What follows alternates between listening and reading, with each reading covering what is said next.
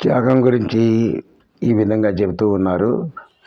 ఏమని అంటే, త్యాగో హి మగతాం పుణ్యం సజ్జో మోక్షప్రదాయక త్యాగ ప్రపంచ రూపస్య సచ్చిదానందాత్మలో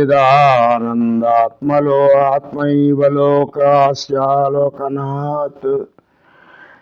త్యాగో హి మహతాం పూజ్యం సజ్జో మోక్షప్రదాయక త్యాగం ప్రపంచరూపస్య సచ్చిదానందాత్మవోలోకనాత్.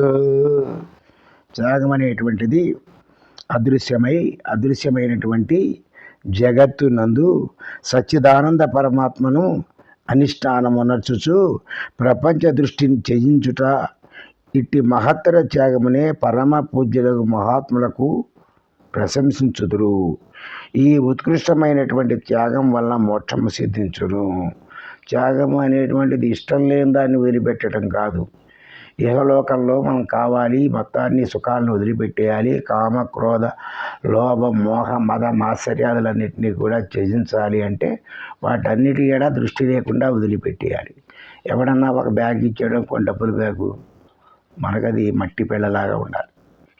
ఏదైనా చూపించడానికి, ఎర చూపించడానికో అది మనకి పెద్ద అయిష్టతతో కూడి ఉండాలి.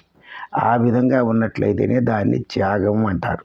అందుకని ఏమని చెప్పారు అంటే, త్యాగ ప్రపంచ రూపస్య సచ్చిదానందాత్మావలోకనాత్ త్యాగో హి మహతాం పూజ్యం సజ్జో మోక్షప్రదాయకం.